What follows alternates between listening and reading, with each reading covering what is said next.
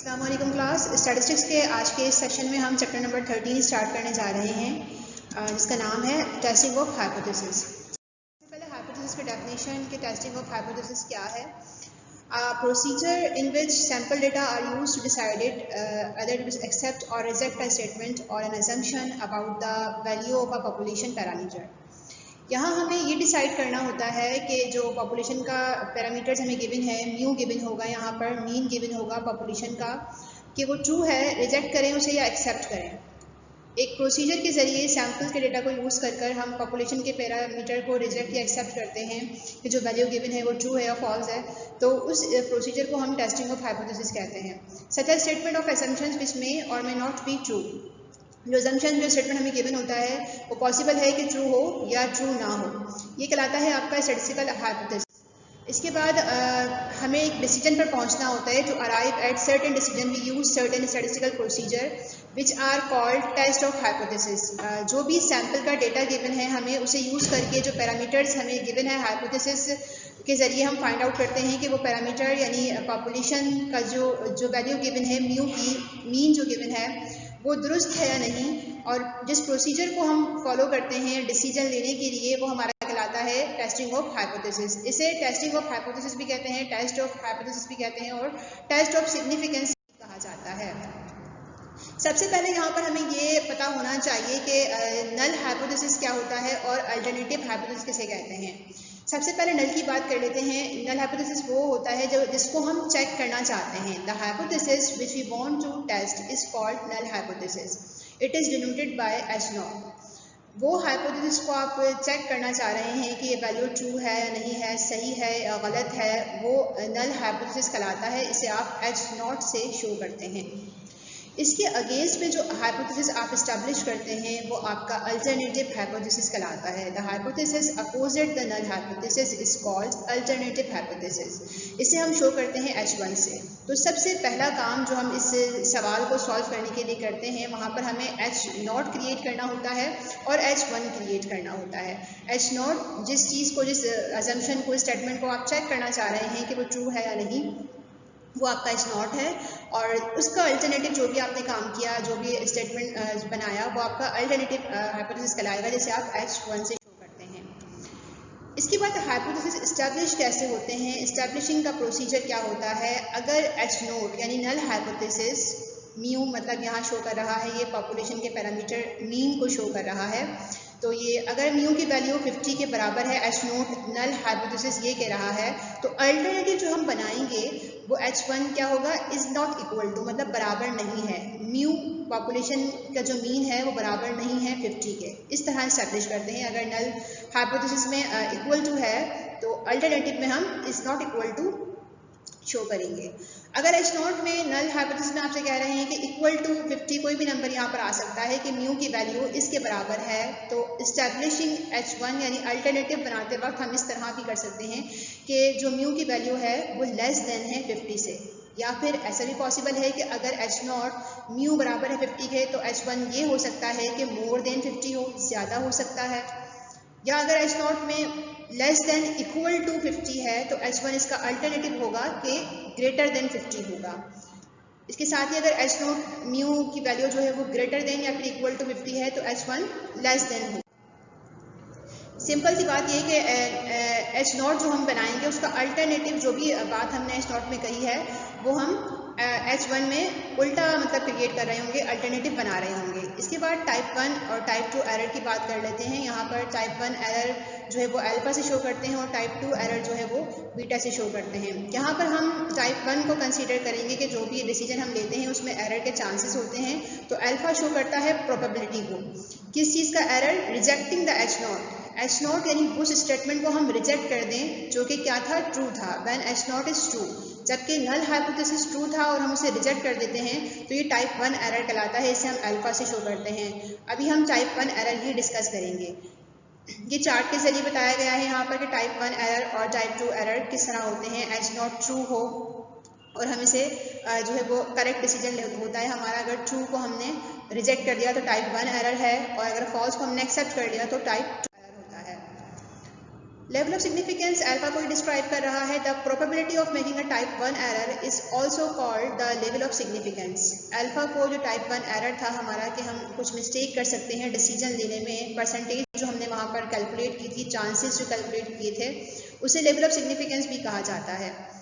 इसको हम शो करते हैं अल्फा से और ये इसकी वैल्यू सवाल में गिवन होती है। Whenever we test a given null hypothesis, we fix certain amount of alpha in the very beginning of the problem. Starting में ही हमें सवाल में अल्फा की वैल्यू मिल जाती है जब भी हम चेक करने जाते हैं या टेस्ट करने जाते हैं null hypothesis को। The level of significance guards against rejecting the null hypothesis when it is true. Basically alpha की वैल्यू जो है वो हमें सपोर्ट करती है, प्रोटेक्शन प्रोवाइड करती है जब हम अपने नल हाइपोथेसिस को जो है वो रिजेक्ट कर चुके होते हैं जबकि ये ट्रू होता है। टेस्ट स्टैटिस्टिक्स यहाँ पर कौन कौन से फार्मूलाज यूज़ करते हैं? जब हम डिसीजन लेने की तरफ जाते हैं तो हमें फार्मूले के ज़रिए कैलकुलेटेड वैल्यू कैलकुलेट करनी होती है। तो कैलकुलेशन के लिए हम यहाँ पर फार्मूलाज यूज़ करते हैं। The decision to reject or not to reject the H not is based on a statistical test computed from sample data. Sample data को यूज़ करके हम ये डिसाइड करते हैं कि हम एच नॉट जो बात कही गई है, जो स्टेटमेंट गिवन है हमें नल हाइपोथेसिस से एक्सेप्ट करें या फिर रिजेक्ट कर दें। इसके लिए हम फार्मूलाज का इस्तेमाल करते हैं जो कि हमारे टेस्ट स्टैटिस्टिक्स कहलाते हैं। यहाँ पर मोस्ट कॉमन जो फार्मूला हम यूज़ करते हैं वो है जी, t and chi square distribution. इनके ज़रिए इन टेस्ट को हम यूज़ करके रिजेक्ट और नॉट रिजेक्ट के डिसीजन पर पहुँचते हैं। इसके बाद क्रिटिकल रीजन क्या होता है? The main job of decision maker is to establish a cut-off point that can be used to separate the entire sample into two regions. यहाँ पर क्रिटिकल रीजन का मतलब ये है कि जो अल्फा को यूज़ करके हम टेबल वैल्यू कैलकुलेट करते हैं वो हमारी डार्क रीजन को शो कर रही होती है, हमारी डार्क क्रिटिकल रीजन को शो कर रही होती है। बेसिकली सैम्पल स्पेस को जो है हम दो हिस्सों में डिवाइड करते हैं। एक एक्सेप्टेंस रीजन होता है, दूसरा जो है वो रिजेक्शन रीजन होता है, जैसे आप क्रिटिकल रीजन भी कहते हैं, कट ऑफ पॉइंट भी कहा जाता है, रिजेक्शन रीजन कह दिया इसे। यहाँ पर हमारी क्रिटिकल वैल्यू जो है वो लाई कर रही होती है। तो अगर हमने सवाल सॉल्व किया और हमारी कैलकुलेटेड वैल्यू इस रीजन में आ रही होती है तो फिर हम एच नोट को रिजेक्ट कर देते हैं। ये तमाम बातें जब मैं आपको थ्योरी के जरिए डिस्क्राइब कर रही हूँ, इसको हम जब एग्जाम्पल के जरिए जो है वो सॉल्व करेंगे तब हमें ये क्लियरली डिफाइन हो जाएगा। इसके बाद चलते हैं वन टेल और टू टेल टेस्ट पर। यहाँ पर ये बताना बहुत ज़रूरी है क्योंकि हम जब भी क्रिएट करने जाते हैं नल हाइपोथेसिस या फिर अल्टरनेटिव हाइपोथेसिस तो वो किस तरह जो है क्रिएट होते हैं। सबसे पहले टू टेल की बात कर लेते हैं। A test of any statistical hypothesis where the alternative two sided is called two tail test. Such as H not अगर हमें गिवन है म्यू इक्वल टू 50 तो अल्टरनेटिव जो है वो क्या होगा, इज़ नॉट इक्वल टू 50, मतलब 50 के बराबर नहीं है। अब जो हमें चेक करना है या तो 50 से ज़्यादा वैल्यू भी आ सकती है या फिर 50 से कम वैल्यू भी आ सकती है, तो हमें दोनों साइड चेक करना है, इसलिए इसको बोलते हैं टू टेल टेस्ट। और वन टेल टेस्ट क्या होता है? जब हम एक साइड चेक कर रहे होते हैं। A test of any statistical hypothesis where the alternative one side is called one tail test. Such as जो एच नॉट की वैल्यू अगर बराबर है म्यू की वैल्यू 50 के तो एच वन जो होगा तो लेस देन होगा या फिर मोर देन होगा। अगर एच नॉट जो है वो लेस देन है और इक्वल टू है तो फिर अल्टरनेटिव जो है वो मोर देन होगा। वन टेल टेस्ट में यहाँ पर मज़ीद डिस्क्राइब किया गया है। वन टेल जिसे राइट टेल टेस्ट को अभी हम डिफाइन करने जा रहे हैं एग्जाम्पल के जरिए। एक स्टडी की गई, वहाँ पर जो है वो बैटरी की मीन लाइफ निकाली गई, मीन लाइफ कैलकुलेट की गई जो कि क्या है, greater than the present battery life of 35 hours. In this case इसमें क्या है, greater than present battery life बता रहे हैं 35 आवर्स है, तो एच नॉट जो होगा, म्यू जो होगा वो लेस देन या फिर इक्वल टू 35, क्योंकि जो बात कही गई है कि बैटरी की लाइफ ज़्यादा है 35 आवर्स से, तो ये हमारा H1 है, अल्टरनेटिव हाइपोथेसिस है। और यहाँ पर हमारी म्यू की वैल्यू, क्योंकि ग्रेटर देन का वर्ड यूज़ हो रहा है इसलिए म्यू ग्रेटर देन 35, और इसका जो नल हाइपोथेसिस होगा वो लेस देन और या फिर इक्वल टू 35 होगा। और इसका जो डिस्ट्रीब्यूशन है वो किस तरह होगी, क्योंकि हम राइट टेल टेस्ट कर रहे हैं, हम ग्रेटर देन चेक कर रहे हैं, इसलिए ग्रेटर देन इस तरफ होगा और ये जो है वो लेस देन होता है, तो ये राइट टेल टेस्ट होगा और ये वाला रीजन हमारा क्रिटिकल रीजन होगा। एग्जाम्पल सॉल्व करेंगे तब हमें क्लियरली ये समझ में आ जाएगा। तो बस यहाँ ये समझाना था कि वन टेल टेस्ट इस तरह होता है कि हम डिस्ट्रीब्यूशन में राइट टेल ये इस साइड वाला वन साइड चेक कर रहे हैं, मतलब ग्रेटर देन चेक कर रहे हैं, तो ये राइट टेल टेस्ट होगा, और वन साइड चेक कर रहे हैं इसलिए वन टेल टेस्ट होगा। आगे चलते हैं टू टेल टेस्ट पर। पहले one tail test right side हम डिस्कस कर चुके थे, अब लेफ्ट साइड देख लेते हैं किस तरह होता है ये।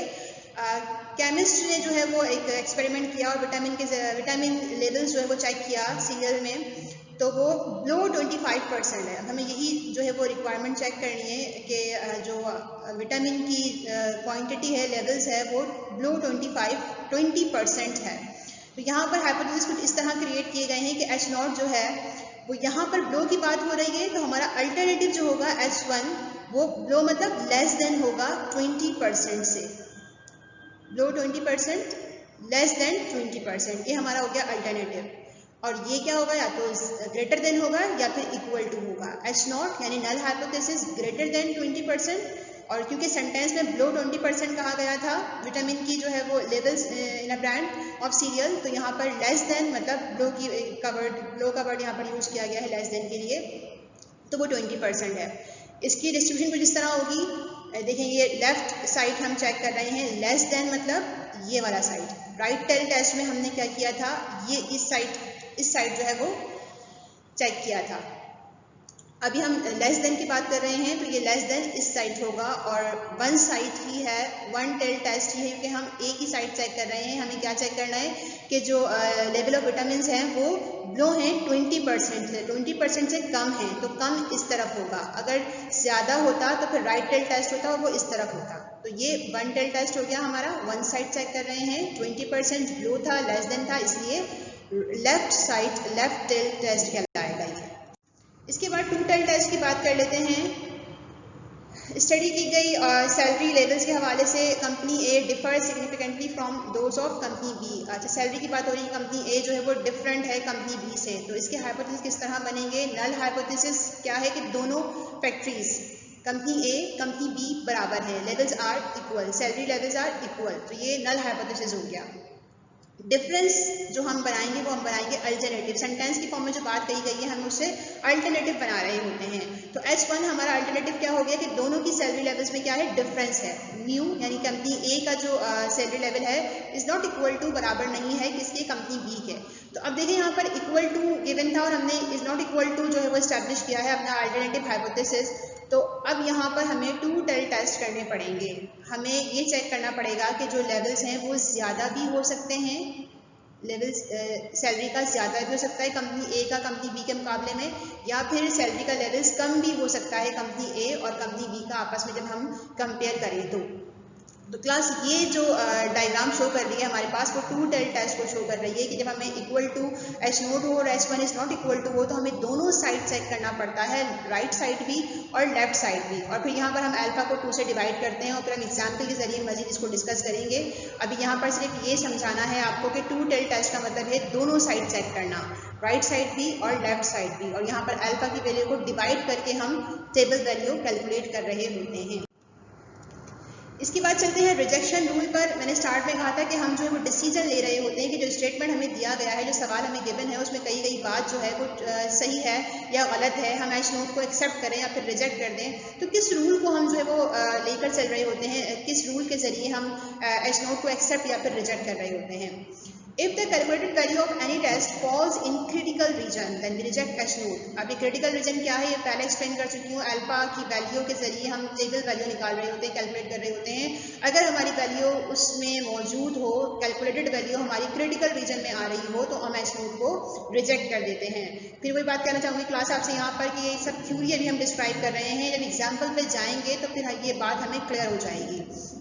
इसके बाद calculated value is greater than table value, reject H0। अच्छा, सेम यही बात यहाँ की गई है कि एक और रूल ये भी होता है कि अगर हमारी कैलकुलेटेड वैल्यू जो जी टेबल यूज़ किया, टी टेबल यूज़ किया, फिर काय स्क्वायर का हमने जो है वो मेथड यूज़ किया, उसके ज़रिए जो हमारी वैल्यू आ रही होती है, कैलकुलेटेड वैल्यू जो आ रही होती है जी टी या फिर काय स्क्वायर की, वो ग्रेटर देन हो अगर टेबल वैल्यू से, तो हम रिजेक्ट कर देते हैं H0 को। जब भी हमारी कैलकुलेटेड वैल्यू फार्मूले की वैल्यू टेबल वैल्यू से ज़्यादा होगी तो हम H0 को रिजेक्ट कर देंगे, और जब भी हमारी फार्मूले से कैलकुलेट की गई वैल्यू कम होगी टेबल वैल्यू से, तो हम उसे एक्सेप्ट कर लेंगे H0 को। ये हमारा जनरल रूल होता है, रिजेक्शन रूल या फिर कंक्लूजन।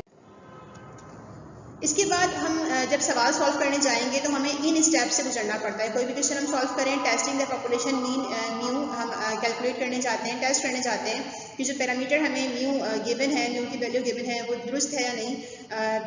हाइपोथेसिस के टेस्ट करने जा रहे हैं तो हमें 5-6 प्रोसीजर हैं, स्टेप्स हैं, उनसे गुजरना पड़ता है। सबसे पहले हमें क्रिएट करना पड़ता है नल हाइपोथेसिस।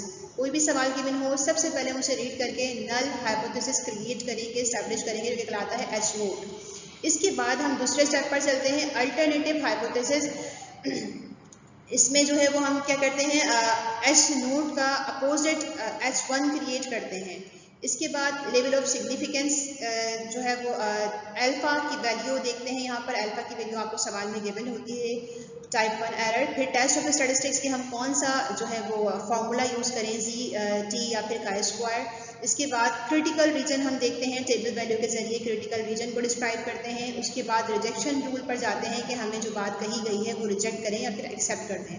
तमाम सवालात में हम इन 6 स्टेप से गुजरते हैं। इसके बाद चलते हैं कंडीशन 1 पर, अपने पहले फॉर्मूले पर, जो कहलाता है जी स्कोर कहते हैं इसे। कंडीशन 1 हमारे पास है।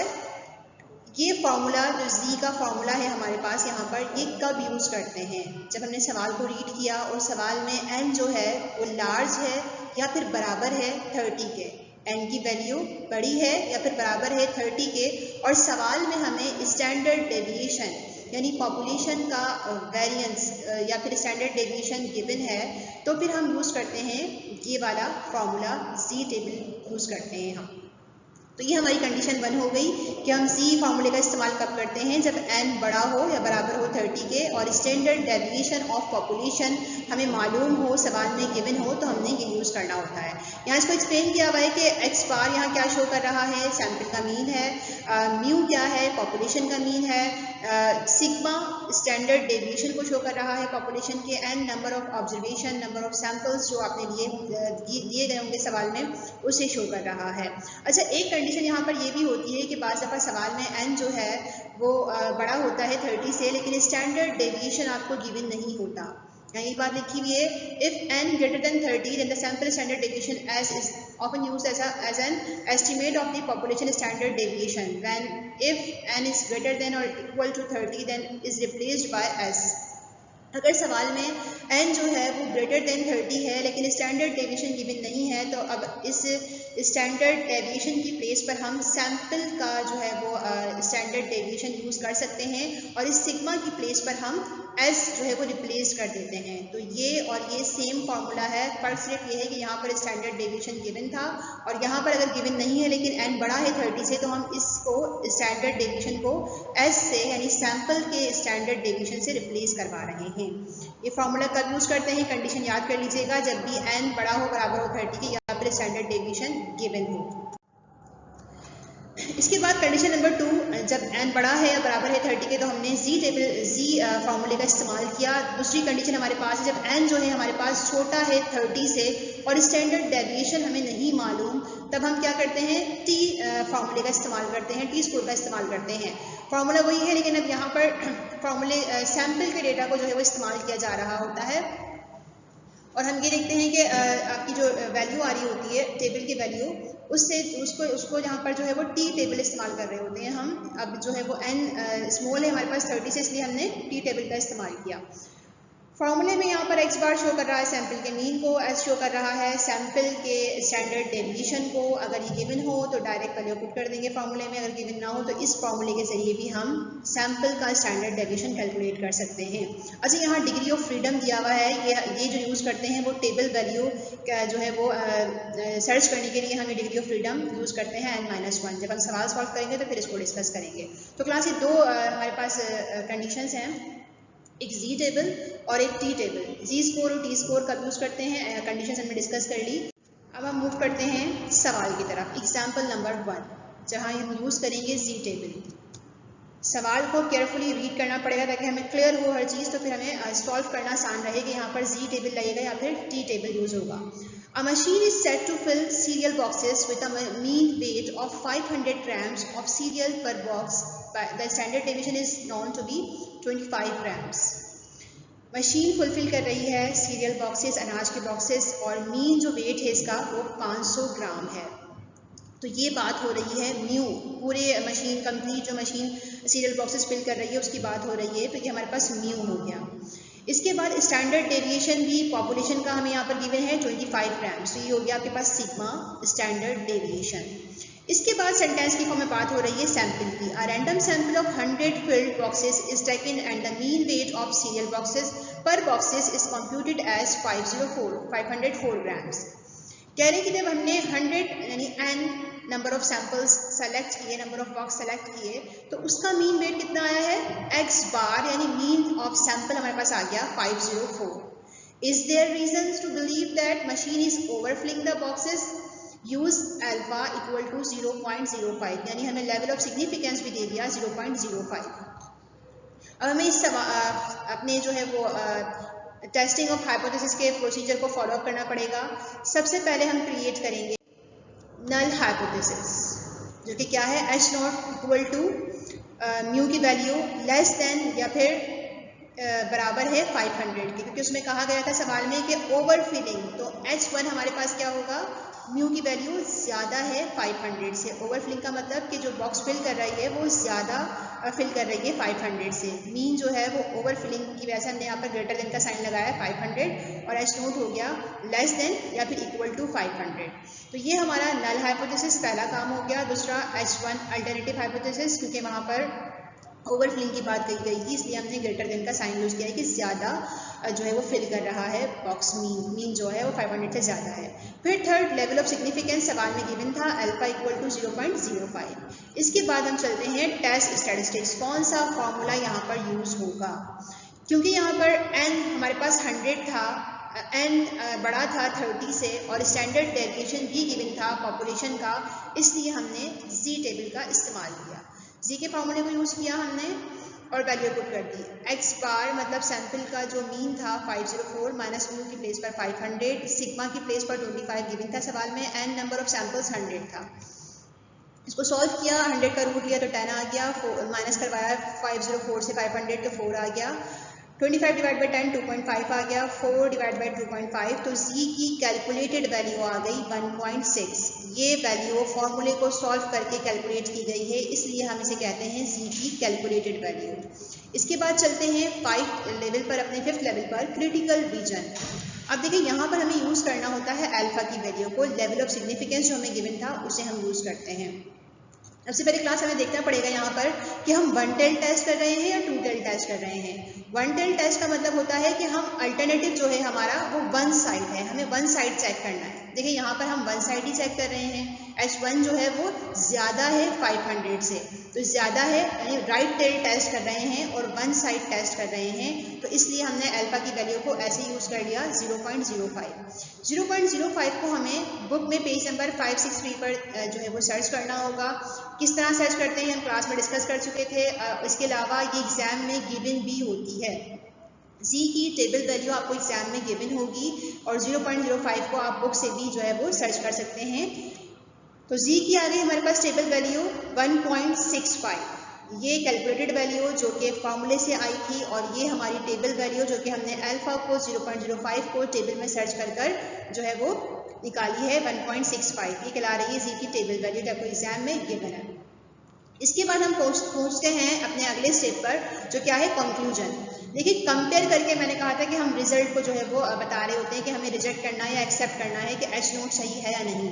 तो हमने कंपेयर इस तरह करना होता है कि जी की जो कैलकुलेटेड वैल्यू होती है अगर वो छोटी होती है टेबल वैल्यू से तो हम एक्सेप्ट कर लेते हैं H नोट को, और अगर जी की कैलकुलेटेड वैल्यू बड़ी होती है जी की टेबल वैल्यू से तो हम रिजेक्ट कर देते हैं H नोट को। यहाँ पर जी की कैलकुलेटेड वैल्यू छोटी है जी की टेबल वैल्यू से, इसलिए हमने अपना कंक्लूजन दिया वी एक्सेप्ट H नोट। हम एक्सेप्ट कर रहे हैं H नोट को and reject H1। The hypothesis that the machine overfilling the boxes. हमने एक्सेप्ट कर लिया H नोट को कि यहाँ पर जो है वो अपनी टेबल वैल्यू जो है वो ज़्यादा है और कैलकुलेटेड वैल्यू क्या है हमारी कम है, इसलिए हमने H नोट को एक्सेप्ट कर लिया है। तो क्लास यहाँ पर हमारी एक एग्जाम्पल सॉल्व हो गई जो हमने सी स्कोर के ज़रिए जो है वो सॉल्व की। इसके बाद चलते हैं एग्जाम्पल नंबर 2 पर। An electric firm light bulbs that have a length of light that is approximately normally distributed with a mean 1600 hours and a standard deviation of 80 hours. पूरे इलेक्ट्रिक फर्म की बात हो रही है, पॉपुलेशन की बात हो रही है, तो यहाँ पर ये म्यू गिवन है हमें 1600 और साथ में स्टैंडर्ड डेविएशन सिग्मा गिवन है आपको पॉपुलेशन का 80। क्योंकि यहाँ पर सिग्मा गिवन है इसलिए हम यहाँ पर जी टेबल का इस्तेमाल करेंगे। आपको सवाल को इस तरह पहचानना होगा कि हमें यहाँ पर जी टेबल यूज़ करना है या फिर टी टेबल यूज़ करना है। क्योंकि स्टैंडर्ड डेविएशन पॉपुलेशन का गिवन है तो इसलिए हम यहाँ पर जी टेबल का इस्तेमाल करेंगे। टेस्ट द हाइपोथेसिस, टेस्ट करना है हमें हाइपोथेसिस that mu equal to 1600 hours against the alternative mu is not equal to 16 hours. देखिए इस तरह हमें डायरेक्टली वो दे देता है कि आपका जो नल हाइपोथेसिस है वो क्या है, एच नोट ये है और H1 जो है वो अगेंस्ट द अल्टरनेटिव, अल्टरनेटिव क्या है हमारे पास mu is not equal to 1600। अब हमें इसको जो है वो एस्टैब्लिश करके सॉल्व करना होगा पूरा सवाल। अब देखिए यहाँ पर सैंपल की बात कर रहा है, सैंपल की बात वो बाद में कर रहा है कि सैंपल सेलेक्ट किया गया 30 बल्ब्स का, तो उसकी एवरेज लाइफ यानी एक्स बार जो आ रहा है, सैंपल का जो मीन आ रहा है वो 1576 आ रहा है। यूज़ करना है हमें 0.01 लेवल ऑफ सिग्निफिकेंस।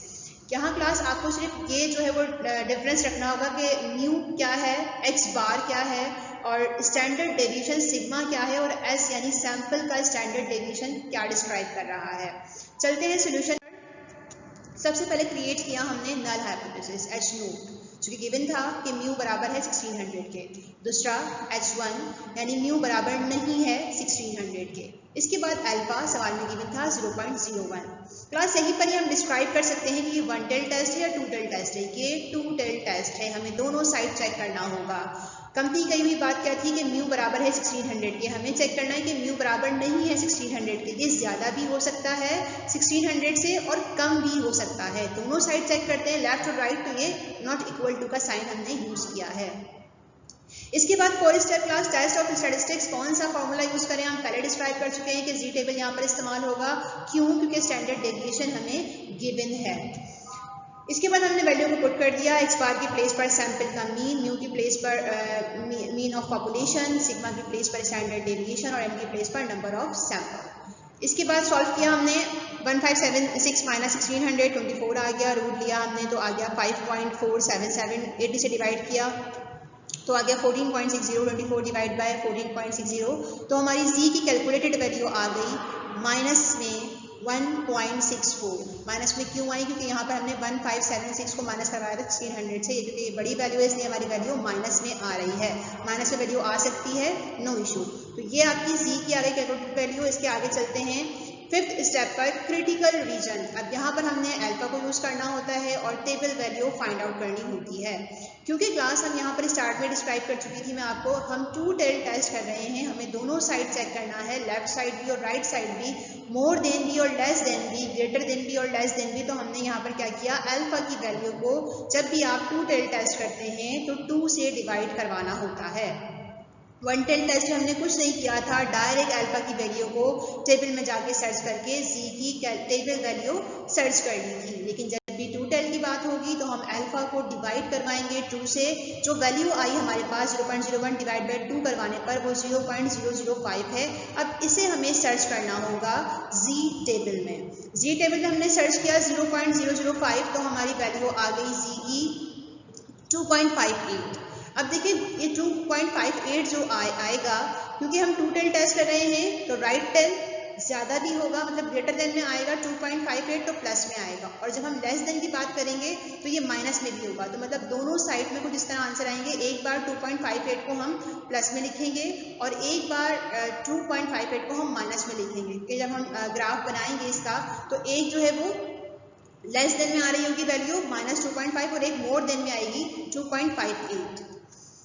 इसके बाद हम पहुंचे कंक्लूजन पर, रिजल्ट पर। हमने कहा था जब भी जी की कैलकुलेटेड वैल्यू बड़ी होती है जी की टेबल वैल्यू से तो हम रिजेक्ट कर देते हैं एच नोट को। लेकिन यहाँ पर क्या है, हमारी जी की कैलकुलेटेड वैल्यू 1.64 छोटी है जी की टेबल वैल्यू 2.58 से, तो हमने रिजल्ट अपना जो है वो दिया यहाँ पर कि वी एक्सेप्ट एच नोट। हम एच नोट को, नल हाइपोथेसिस को एक्सेप्ट कर रहे हैं कि म्यू यानी पॉपुलेशन पैरामीटर जो मीन है वो बराबर है 1600 के। इसके बाद चलते हैं मजीद एग्जाम्पल्स की तरफ। एग्जाम्पल नंबर 3 देख लेते हैं।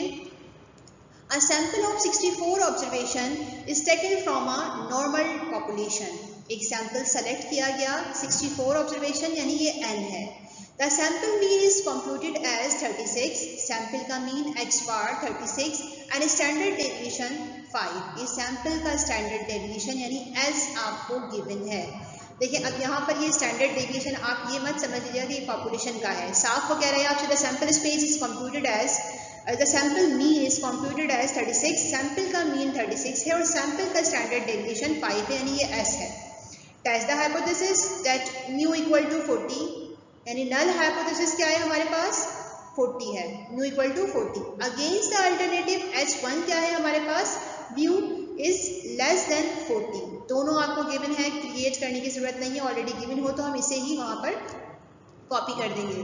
और लेवल ऑफ सिग्निफिकेंस हमें दे रहा है 0.05. अब हमें यहाँ पर ये सोचना है कि हमें टी टेबल यूज़ करें या फिर जी टेबल का इस्तेमाल करें. मैंने आपसे कहा था कि n जब भी 30 से बड़ा होगा तो हम z टेबल का इस्तेमाल करते हैं. यहाँ पर n 64 30 से बड़ा है इसलिए हम यहाँ पर z टेबल का इस्तेमाल करेंगे. लेकिन सिग्मा यानी स्टैंडर्ड डेविएशन ऑफ पॉपुलेशन तो गिवन नहीं है तो हम सिग्मा की प्लेस पर अब इस s को यूज़ करेंगे और सिग्मा यानी स्टैंडर्ड डेविएशन को रिप्लेस करवा देंगे सैंपल के स्टैंडर्ड डेविएशन s से और हम 5 को यूज़ करके उसी फॉर्मूले को सॉल्व करेंगे.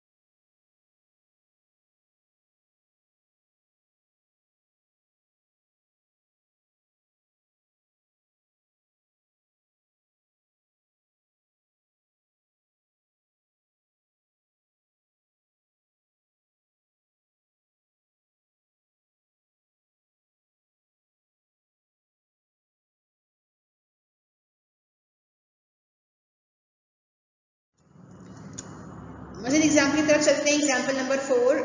A random sample of 160 observation from a normal population yielded the sample mean 151 and the sample variance S2 equal to 250. Test the hypothesis. अच्छा हाइपोथेसिस को चेक करना है हमें. एच नोट हमें गिवन है कि म्यू बराबर है 149 के. अगेंस्ट अल्टरनेटिव भी गिवन है H1 के म्यू जो है वो ग्रेटर देन है, ज़्यादा है, 149 है और लेवल ऑफ सिग्निफिकेंस हमारे पास है 0.05. तो ये 160 हो गया आपके पास. n 160 है तो हमने फ़ौरन कहा कि यहाँ पर z टेबल का इस्तेमाल होगा. 160 मतलब 30 से बड़ा है तो हम यहाँ पर z टेबल का इस्तेमाल करेंगे. लेकिन यहाँ पर देखें H2 गिवन है तो हमने जो है वो उस लिहाज से सॉल्व करना होगा कि स्टैंडर्ड डेविएशन को रिप्लेस करवाना होगा स्टैंडर्ड डेविएशन ऑफ सैंपल से.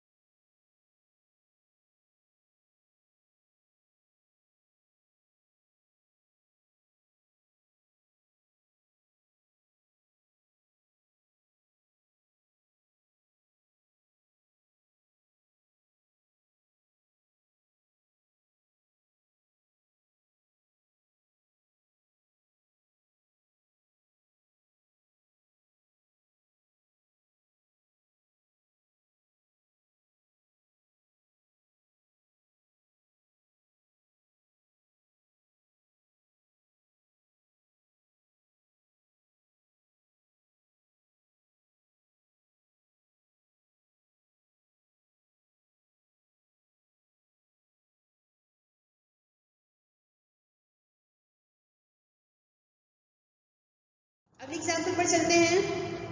एग्जाम्पल जी टेबल के जिस तरह आ सकते थे कंडीशंस वो तमाम मैंने डिस्क्राइब कर दी है। अब एग्जाम्पल नंबर 1 चलते हैं, टी टेबल के हवाले से बात कर लेते हैं कि टी टेबल का सवाल को हम किस तरह पहचानेंगे और किस तरह सॉल्व करेंगे। A random sample of size 20 from a population distribution has a mean equal to 1.64. Sample select किया गया, सैम्पल का साइज है 20 और इसका मीन है यानी एक्स बार है 1.64। सवाल को क्लास आपने बिल्कुल केयरफुली पढ़ना है, रीड करना है, तभी आपको एक्स बार क्या है, म्यू क्या है, स्टैंडर्ड डेविएशन क्या है, एस क्या है, क्लियर होना होगा, तभी हम जो है वो आगे सवाल को सॉल्व कर पाएंगे। तो ये सैम्पल का मीन एक्स बार, ये एन हो गया, और ये सैम्पल का स्टैंडर्ड डेविएशन एस आपको दे दिया 2.25। Does this suggest at the 0.05 level of significance that the population mean is greater than 15? अच्छा, यहाँ पर ये सेंटेंस जो गिवन है that the population mean यानी म्यू is greater than 15, ये आपको अल्टरनेटिव हाइपोथेसिस की बात कर रहे हैं, इसलिए हमारा अल्टरनेटिव हाइपोथेसिस है।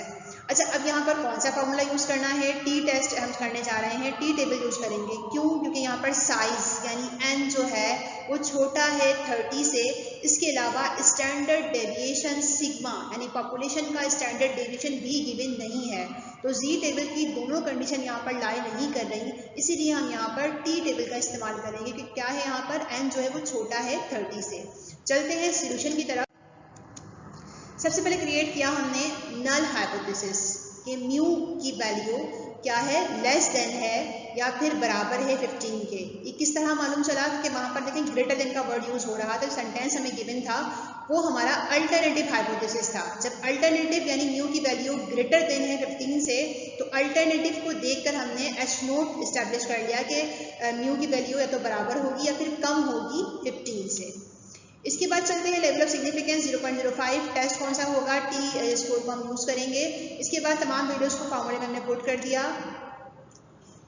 16.4 माइनस 15 तो आंसर आ गया 1.4, रूट लिया हमने 20 का तो 4.472 आ गया, और डिवाइड करवाया तो 0.504 और 1.4 को डिवाइड करवाया 0.504 से, तो टी की आ गई कैलकुलेटेड वैल्यू 2.776। अब इसे हमें कंपेयर करना है टी की टेबल वैल्यू से, तो हम यूज़ करेंगे अपना फिफ्थ स्टेप क्रिटिकल रीजन, जहाँ हम यूज़ करते हैं अल्फा की वैल्यू को। अल्फा का सवाल में गिवन था अल्फा की वैल्यू 0.05।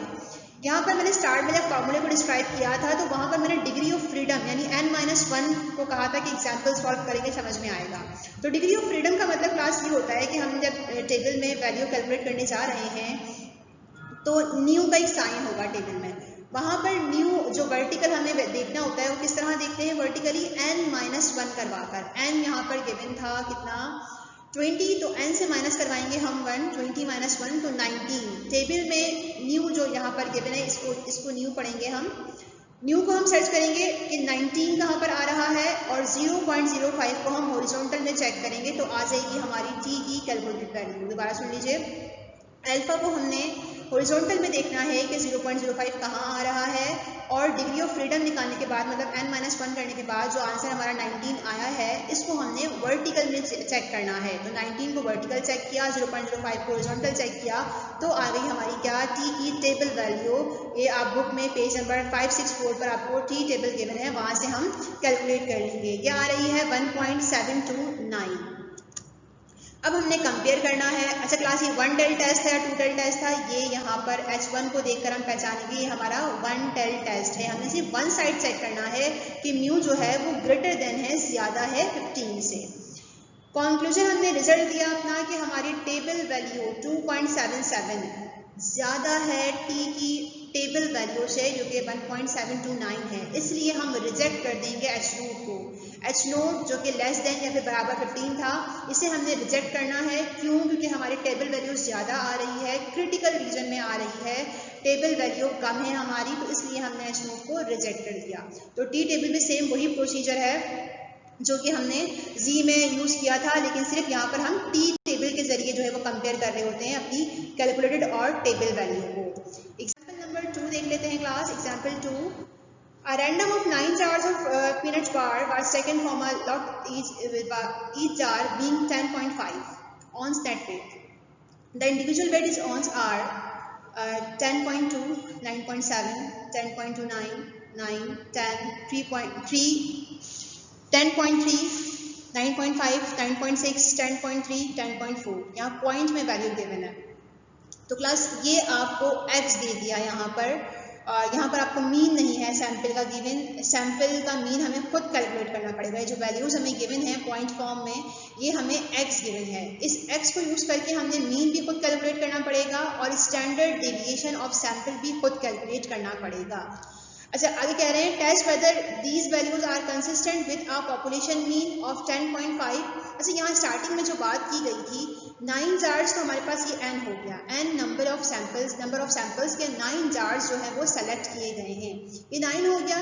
और जो सैंपल के जो वैल्यू गिवन है, जो x गिवन है हमारे पास, उसे यूज़ करके हम मीन और स्टैंडर्ड डेविएशन निकालेंगे। ये 10.5 क्या है, ये 10.5 जो है ये हमारे पास म्यू है, यानी मीन ऑफ पॉपुलेशन है। तो इसके लिए कह रहा है आपसे कि whether these values are consistent with our population mean of 10.5।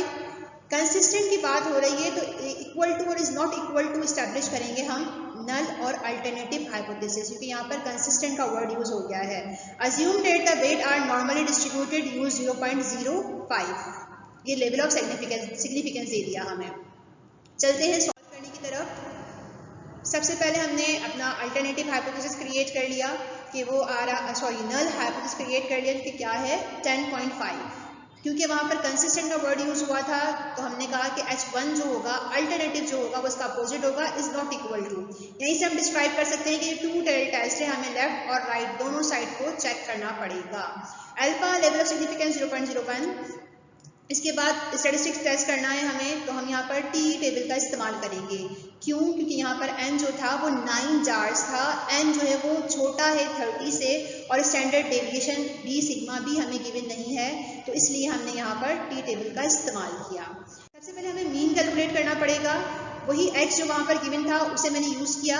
x को यूज़ करके सबसे पहले मैंने x स्क्वायर कैलकुलेट कर लिया। ये x और x स्क्वायर क्यों कैलकुलेट किया? क्योंकि इसकी मदद से हमें मीन कैलकुलेट करने में हेल्प होगी। मीन का formula summation x divide by n, वही पुराना फॉर्मूला जो हम यूज़ करते हुए आए हैं chapter 2, summation x divide by 2 हमने यूज़ किया मीन का फॉर्मूला। समीशन x कहाँ से आएगा? x गिवन था, इन तमाम वैल्यूज को प्लस कर दिया, आ गया 90।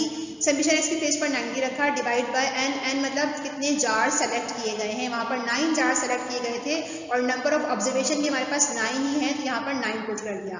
90 डिवाइड बाय 9 तो आ गया 10, आपका आंसर ये आ गया मीन का आंसर, मतलब x बार का आंसर आ गया।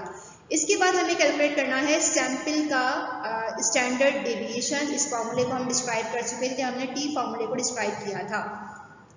जब हमें सैंपल का स्टैंडर्ड डेविएशन गिवन ना हो तो हम इस फॉर्मूले को यूज़ करते हैं।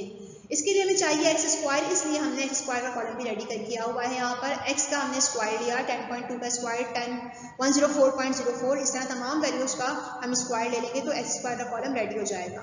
फिर हमें स्क्वायर का सम चाहिए, तमाम वैल्यूज़ को हमने प्लस कर दिया तो हमारे पास स्क्वायर आ गया, एक्स स्क्वायर का सम आ गया 900.9। ओके, x का सम हमें गिवन था यहाँ पर 90, n चाहिए, n 9 सवाल में गिवन था। तमाम वैल्यूज़ को हमने यहाँ पर पुट कर दिया, n की प्लेस पर 9 रखा, समीशन x स्क्वायर के प्लेस पर 900.9 रखा, माइनस साइन ऐसे आ गया, समीशन x 90 इसका square then divide by n 9 था, 9 माइनस 1 ऐसे ही पुट कर दिया। अब इसको सॉल्व किया तो हमारे पास s का आंसर आ गया, यानी स्टैंडर्ड डेविएशन ऑफ सैंपल का आंसर आ गया 0.335। अब इन दोनों वैल्यूज़ को यूज़ करके हमने टी टेबल इस्तेमाल करना है।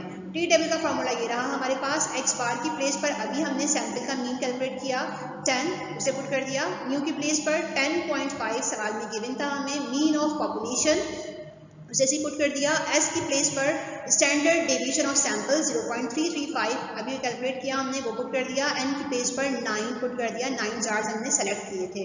पूरा सॉल्व किया तो आगे टी की कैलकुलेट करिए हमारे पास 4.48। अब इसे हमें कंपेयर करना है तो हमने यूज़ किया अपना 5वां स्टेप क्रिटिकल रीजन और हमने अल्फा को यूज़ किया 0.05।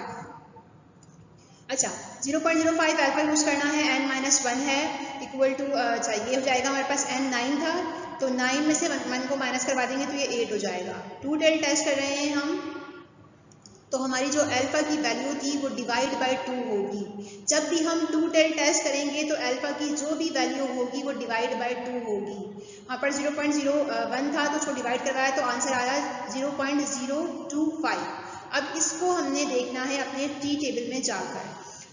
अच्छा, म्यू जो आपने टेबल में जाकर म्यू की वैल्यू देखनी है, म्यू का साइन होगा, उसकी वैल्यू देखनी है तो वो 8 सर्च करेंगे हम वर्टिकल जाकर, और 0.025 हमें देखना होगा हॉरिजॉन्टल जाकर। तो आ जाएगी टी की टेबल वैल्यू जो कि क्या है 2.306, ये आपको एग्जाम में गिवन होगी। टेबल वैल्यू निकालने के बाद अब हमें कंपेयर करना है। 4.48 हमारी आ गई थी कैलकुलेटेड वैल्यू, और टेबल वैल्यू हमारी आ रही है 2.306। अच्छा जी, क्योंकि हम टू टेल टेस्ट कर रहे हैं इसलिए ये वैल्यू एक बार हमने प्लस में लिखी और एक बार हमने माइनस में लिखी। राइट टेल टेस्ट भी किया तो प्लस में आंसर आया 2.306, और लेफ्ट साइड में हम देखेंगे तो माइनस में आंसर आएगा ये वाला -2.306। कंक्लूजन दिया हमने कि हमारी कैलकुलेटेड वैल्यू ज़्यादा है टेबल वैल्यू से। 4.48 बड़ी वैल्यू है 2.306 से, इसलिए हम एच नोट को रिजेक्ट कर देंगे। जो बात एच नोट में कही गई है, जो नल हाइपोथेसिस को हम रिजेक्ट कर देंगे। क्यों? क्योंकि हमारी जो वैल्यू है वो क्रिटिकल रीजन में आ रही है, टेबल वैल्यू से ज़्यादा है हमारी कैलकुलेटेड वैल्यू, इसलिए हमने एच नोट को रिजेक्ट कर दिया। तो क्लास यहाँ पर हमारा जो है वो जी और टी टेबल हमने कवर कर लिया सिंगल मीन के हिसाब से, कि जब हमें सवाल में एक मीन गिवन था तो हमने जो है उसको यूज़ करके अपना जो है वो जी टेबल और टी टेबल कैलकुलेट करना सीख लिया कि किस तरह जो है वो जी फार्मूला और टी फार्मूला कब यूज़ करते हैं, कंडीशंस क्या होती हैं। आज की सेशन में इतना ही रखते हैं। Thank you.